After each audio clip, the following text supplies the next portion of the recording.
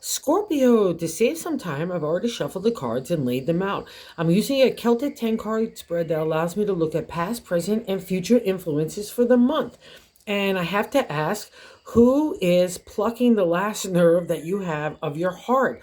Okay. But the clue is here this month is the only way to not allow that to happen to yourself is to love yourself.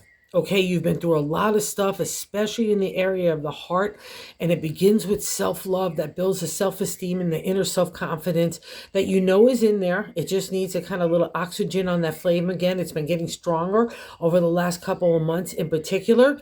But this is kind of the breaking point because God in the universe is asking, are you going to honor yourself and just be you? Or are you going to honor everybody else in the past and the way that you used to function, maybe possibly with certain people and situations in your life to kind of just allow the water to go over the rock, not to have a confrontation or not to have an upset. But the problem is here is, and I'm not saying have a confrontation, it's way beyond that because you're in an inner self-esteem that has that inner confidence and that inner peace to bring about the heart in all situations. But having that attitude is really taking a big tough toll on you. And now I need that heart kind of aimed at you for the self-love. Let's get into why I'm saying it. It's a decision-making month for you, okay? In that first card placement, the significator, the general gist of the whole reading for the month is the Lover's card. It's a major arcana card, and it's a really simple definition. What do you want in the area of the heart? Like maybe when you were younger, you certain criteria or characteristics came into play, right? But as you get older, other things come into play, right? We want other things out of people in our life, especially our lovers, right? The people that we share in relationship. But I'll also say this because the lovers is the heart, and Scorpio has such a big, expansive heart. It touches everywhere. So wherever you're not happy, Scorpio, you really need to look at yourself and say, why and how can I make myself happy? And if the answer is just being you, because that crossing card is the Queen of Cups, which the Queen is not allowing you to make the decision. And that would tell me, because it's in the crossing card, the Queen is you, and you're not honoring your heart.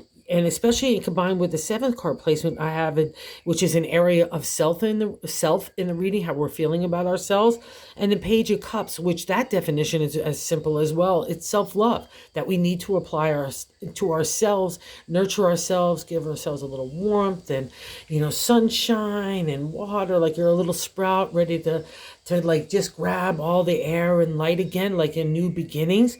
But it's really about what new beginnings you want and not based on old realities. Okay, that's part of the gist here. And most importantly, you need to take the Queen and flip it on the side, because that's the only clear decision making. So let's say you're in a relationship that doesn't honor the Queen, or you're not getting emotional attachment, or you're getting disrespect, or again, you haven't allowed the Queen to be equal peer. That would be another reflection of that. Not having equality and fair and, just being respected in that way. It's a big deal, especially for a Scorpio. You rule respect, all right, at that deep level. So I would just say that, again, you need to honor the Queen, honor you, and it comes out of the self-love. The minute that you start to reattach and reconnect that inner confidence again of your heart, everything's going to be okay, because it all starts with you, all right? And it's not a tough month at all. It's more just inner reflection of how you can move forward to yourself, so you're not going to have anybody pluck the nerve of your heart. Really, that's kind of the general gist of it. And the third card placement is the top of the matter in the reading, but what God likes to tell us how to navigate the month. And the Seven of Swords is the contemplation, meditation, and new moves in the area of our thoughts. But it's also, for the ancient tarot, it was about ourselves, our identity. Again, with this trio right here, I'm seeing that you're trying to put your own identity into relationship and those partnerships, wherever that love stuff happens. Again, it could touch the gamut everywhere. But, you're maybe figuring it out still on how to do it. And that's probably why it's sitting on top of the Lover's card. But I like about the seven, it's just another validation of God asking you, what do you want to do next, okay? That's the key here, Scorpio. Not based on everybody else, because you fought for your own identity for such a long time, and here's part of the reward. And it might not come in the way that you thought it was going to come, but that's kind of the hallway that you need to go down to get into that next new landscape, all right? Just like this guy, if you need to keep things close to your chest as you're maneuvering and making that decision making, that's okay. That's the 7. It gives you that kind of ability to do so. And I'll also say this because in a lot of modern tarot decks, people look at it as someone that's trying to be deceiving of us. And again, if that's a reflection of the love card, then you really need to look at that because that's totally not cool at all. All right. So, and I would have to say, whatever the scenarios, it's taking a big toll on you as well here.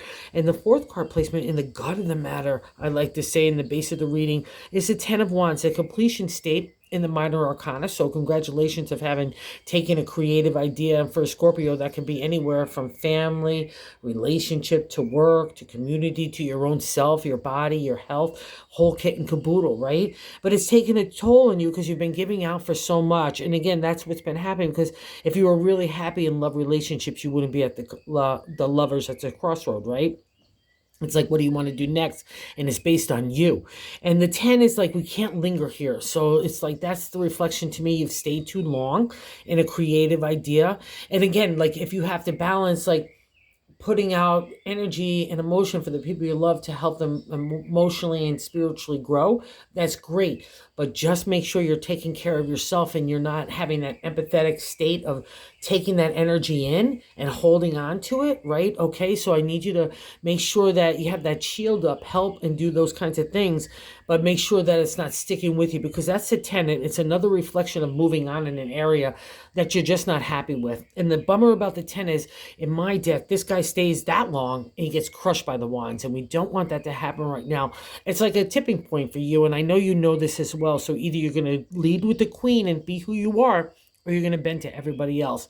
And that's not working already, because I can even see in your thoughts it's not helping. All right. And what is really great here, too, in the past reflection in the 5th card placement is the Strength card, Major Arcana. In modern day tarot, I can handle anything. I have the wherewithal to take on everything and multitask and blah, blah, blah, blah, blah. But to the ancient tarot, it was more important, and that's maybe the plucking of the nerve when you've learned this, because it's a past reflection placement.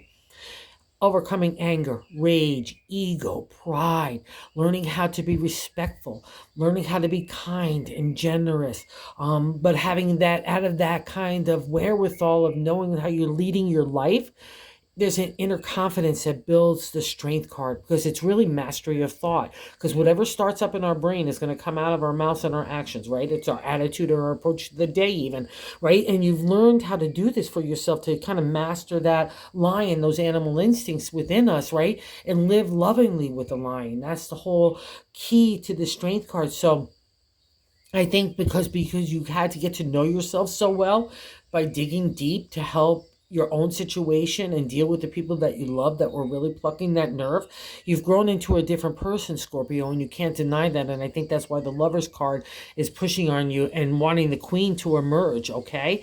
And what's really great, too, is in the 6 Presence card is this, 6-6, so 12-3. Another 3-6-9 are celebratory states in tarot and numerology. And in tarot, this is really awesome. It's another reflection of how you have to be you, okay? The 6 is, it's not the 3, right? We're starting to gain like movement, and we're starting to have our ideas catch on, and we're getting together. But the 6 is really like a critical mass has been achieved, getting a real kind of foundation built upon you for your next direction. And what's really nice is you've kind of found your own crew, your own tribe. There are people like-minded and kindred souls that have been through kind of similar situations, maybe differently, but it's all leading to the same conclusion of character, integrity, ethics. What do you want out of your life and the people that you love? That's the card of the Lovers. It's asking you that question.